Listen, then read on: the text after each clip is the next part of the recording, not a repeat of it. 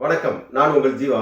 இன்றைய சடுகுடு டுடேவில் நாம் காண இருப்பது பாரதிய ஜனதா கட்சியுடைய மாநில தலைவர் அண்ணாமலை அவர்களை புறக்கணித்த பாஜகவுடைய முக்கிய லீடர்கள். இது குறித்து நாம் இன்றைக்கு நமது சடுகுடு சேனலில் பார்க்க இருக்கின்றோம். நண்பர்களே, கடந்த ஏப்ரல் 19ஆம் தேதி தமிழ்நாட்டில் முதல் ஒரே கட்டமாக தேர்தல் என்பது பாராளுமன்றத்துக்கான தேர்தல் என்பது நடந்து முடிந்திருக்கிறது. பிஜேபி ஒரு தனி அணியாக, அதாவது பிஜேபி, பாட்டாளி மக்கள் கட்சி மற்றும் சிறிய கட்சிகளெல்லாம் இணைத்து ஒரு தனி அணியாக அவர்கள் போட்டியிட்டார்கள் தமிழ்நாட்டில்.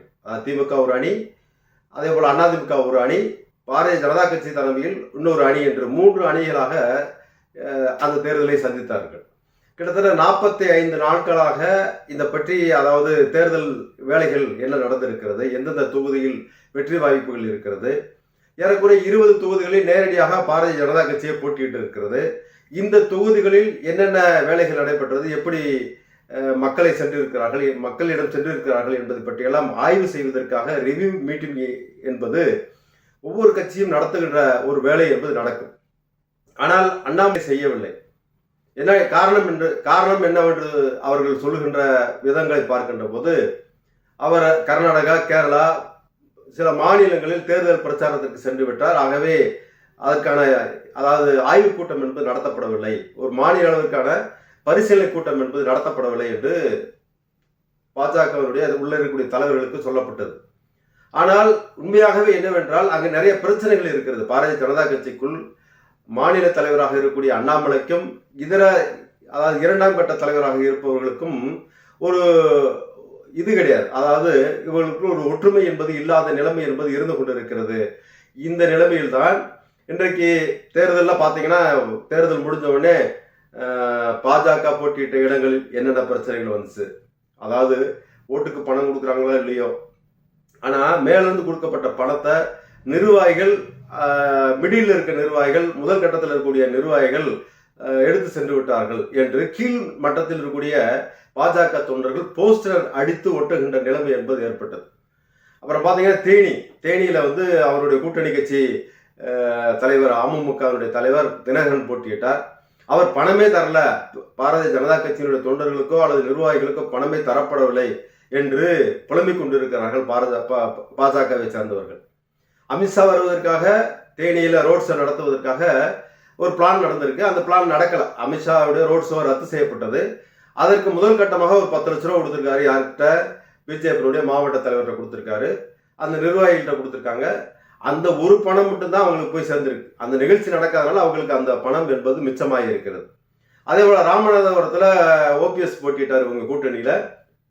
அவர் இவர்களை நம்பவில்லை. அதாவது பிஜேபி கிட்ட தான் பணம் கொடுப்பாங்க, நம்ம தான் பிஜேபி கட்சிக்காரங்க தான் பணத்தெல்லாம் கொடுக்கணும், ஓட்டுக்கு பணம் கொடுத்து நம்ம ஜெயிக்க வைக்க நினைச்சாங்க.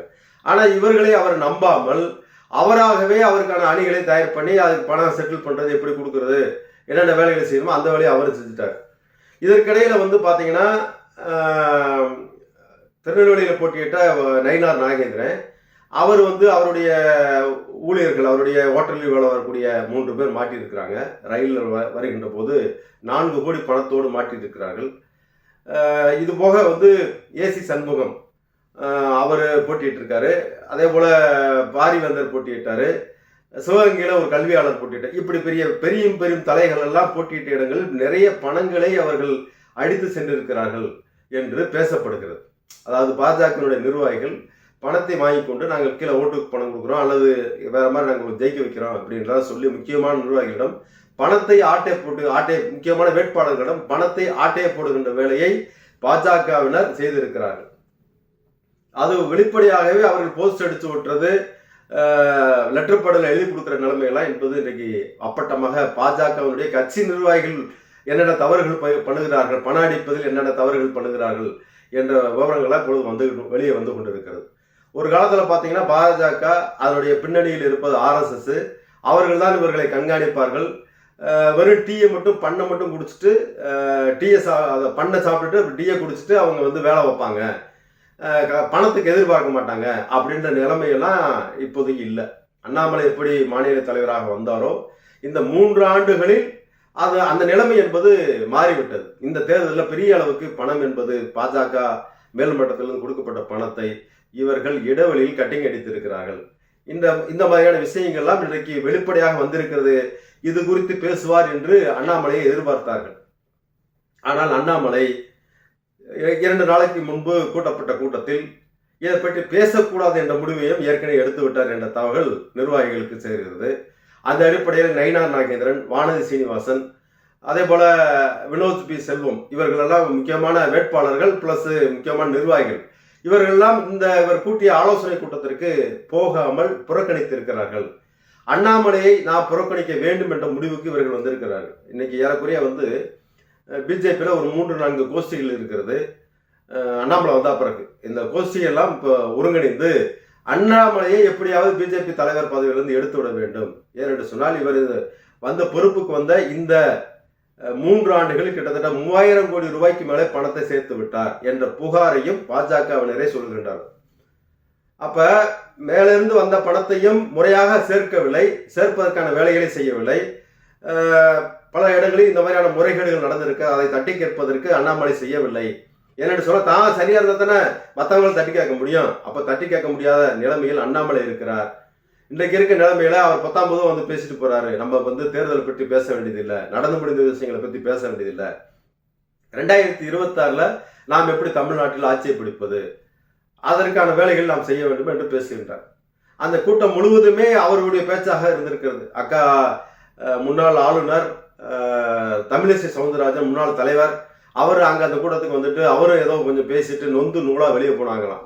இந்த பையன்கிட்ட நான் மாட்டிக்கிட்டேனே, தெரியாதனமா நான் மாட்டிக்கிட்டேனே அப்படின்னு புலம்பிக்கிட்டு அந்த அக்கா வெளியே போயிருக்காங்க.